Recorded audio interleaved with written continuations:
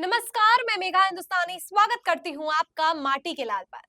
दोस्तों, हरियाणा में सबसे बड़ा मुद्दा ये नहीं है कि कांग्रेस जीत रही है या भारतीय जनता पार्टी, क्योंकि पिछले की वीडियोस जो मैंने आपको दिखाई है उसमें मैंने आपको बताया है साफ तौर पर अलग-अलग एजेंसियां जो है वो इस बात की ओर इशारा कर रही है कि हरियाणा में कांग्रेस की सरकार बनने वाली है। और इसमें कोई दो राय भी नहीं है, क्योंकि मेजोरिटी या मैं कहूँ बहुमत के साथ बहुमत का आंकड़ा छूकर कांग्रेस हरियाणा में सरकार बनाने वाली है। और कल तो नतीजे भी आने हैं तो सब कुछ साफ भी हो जाएगा। लेकिन सबसे बड़ा सवाल ये है दोस्तों कि अगर कांग्रेस में हरियाणा के मुख्यमंत्री पद पर किसका चेहरा सामने किया जाएगा, या यूं कहूं दूसरे शब्दों में कि अगर हरियाणा में कांग्रेस सत्ता में आ जाती है तो मुख्यमंत्री कौन बनेगा।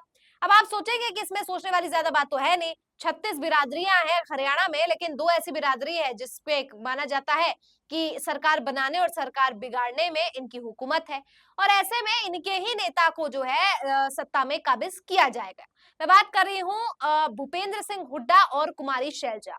अब आपने सुना होगा जब चुनाव प्रचार चल रहे थे तब खबर ये भी निकल कर आ रही थी कि कुमारी शैलजा ने साथ छोड़ दिया है कांग्रेस का और वह भारतीय जनता पार्टी में शामिल हो जाएंगी। जबकि ऐसा हुआ कुछ नहीं। और जिस तर्ज पर सोचा गया था कि जैसे अशोक तंवर को पार्टी बदलवाया गया था भारतीय जनता पार्टी के द्वारा, लेकिन वो भी अशोक तंवर भी अब जो है कांग्रेस में शामिल हो गए हैं, तो कुमारी शैलजा का तो जो है छू भी नहीं पाए भारतीय जनता पार्टी, जो चाह रही थी कि अपने पार्टी में ले ले। लेकिन अब सवाल ये है कि जब भूपेंद्र सिंह हुड्डा और कुमारी शैलजा के बीच में कोई अच्छी रिलेशंस नहीं है, कोई ऐसा नहीं है कि बहुत ही कॉर्डियल है दोनों, नहीं, दोनों में मतभेद है, मनभेद है, जो कुछ भी कह ले। लेकिन सवाल ये है कि हरियाणा में मजबूती के साथ कांग्रेस नजर आ रही है, लेकिन अगर सीएम का उम्मीदवार भूपेंद्र सिंह हुड्डा को बना दिया जाता है तो हो सकता है कुमारी शैलजा नाराज हो जाए। कुमारी शैलजा का नाराज होना मतलब दलित वोटर्स जो है वो नाराज हो जाएंगे। और अगर कुमारी शैलजा को बना दिया जाता है तो जाट वोटर्स जो है वो नाराज हो जाएंगे।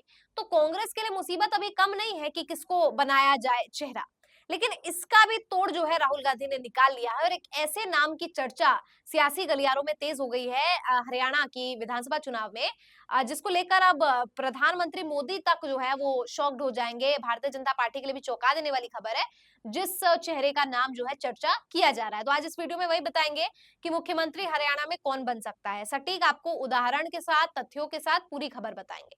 तो न्यूज़ 24 की खबर है, लिखा है हुड्डा शैलजा के बाद हरियाणा सीएम पद की रेस में कौन सा तीसरा नया नाम हुआ शामिल। खबर में देख सकते हैं, लिखा है हुड्डा के अलावा सिरसा से सांसद कुमारी शैलजा को भी सीएम पद के लिए एक प्रमुख दावेदार के रूप में देखा जा रहा है। इसके साथ ही सीएम पद की रेस में अब हरियाणा कांग्रेस अध्यक्ष और दलित नेता उदय भान का भी नाम शामिल हो गया है। उदय भान भूपेंद्र सिंह हुड्डा के करीबी माने जाते हैं।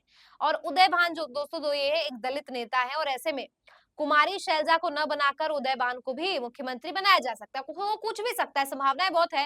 हो सकता है भूपेंद्र सिंह हुड्डा को ही बना दिया जाए और दो दलित डिप्टी सीएम के रूप में कुमारी शैलजा और उदय भान का नाम आ जाए, या हो सकता है कि उदय भान या कुमारी शैलजा में से किसी एक को बना दिया जाए और एक जाट डिप्टी सीएम और एक दलित डिप्टी सीएम बना दिया जाए। कुछ भी ऐसी संभावनाएं हो सकती है, हरियाणा में खेला हो सकता है। लेकिन जो अलग-अलग सूत्रों के हवाले से खबर निकल कर आ रही है मुख्यमंत्री के नामों की, उस पर चर्चा करना जरूरी है। एक और एबीपी की खबर है जिसमें लिखा है ऐसे में हुड्डा की दावेदारी तो मजबूत है ही, लेकिन आलाकमान के लिहाज से देखें तो फिर गांधी परिवार के सबसे करीबी दो और नेता है। और इसमें पहले पायदान पर है कुमारी शैलजा, जिनका कहना है कि कांग्रेस मेरे व्यापक अनुभव और पार्टी के प्रति मेरी अटूट निष्ठा को नजरअंदाज नहीं कर सकती। बाकी सुरजेवाला तो है ही, जिनको बार बार कहा है कि मुख्यमंत्री पद की महत्वाकांक्षा रखने में ही गलती क्या है। लेकिन एक और नेता है जिनकी चर्चा भले ही ना हो लेकिन रेस में वो भी है, और उनका नाम है उदय भान, जो हरियाणा कांग्रेस के अध्यक्ष है। इससे भी बड़ी बात यह है कि भूपेंद्र हुड्डा के ही खेमे के हैं, तो मुख्यमंत्री के दलित चेहरे के तौर पर भूपेंद्र हुड्डा कुमारी शैलजा की बजाय उदय भान के नाम पर भी सहमत हो सकते हैं, ताकि अशोक तंवर के कांग्रेस में आने के बाद कुमारी शैलजा की महत्वाकांक्षा को थोड़ा बहुत ब्रेक लगा, उदय भान उसे पूरी तरह रोक दे, जिससे कि आने वाले वक्त में दीपेंद्र हुड्डा की दावेदारी को कोई चुनौती न दे सके। बाकी ये तो राजनीति है, कब किस करवट बैठेगी इसको कोई नहीं जानता। अब सही बात है, क्या होगा आगे राजनीतिक पल में किसी को नहीं पता, लेकिन हो सकता है दीपेंद्र सिंह हुड्डा की दावेदारी पेश करने के लिए भूपेंद्र सिंह हुड्डा यहाँ पर पिच करे कांग्रेस को, या हो सकता है कि भूपेंद्र सिंह हुड्डा जो है वो चाहे कि उनके बेटे का दीपेंद्र सिंह हुड्डा का रास्ता साफ हो जाए, इसके लिए अभी उदयभान का नाम पे स्वीकृति भर दे, क्योंकि ये लोग जो है एक बंटवारा सा हो रखा है, खेमा-खेमा हो रखा है, कुमारी शैलजा का अलग खेमा है, भूपेंद्र सिंह हुड्डा का अलग खेमा है।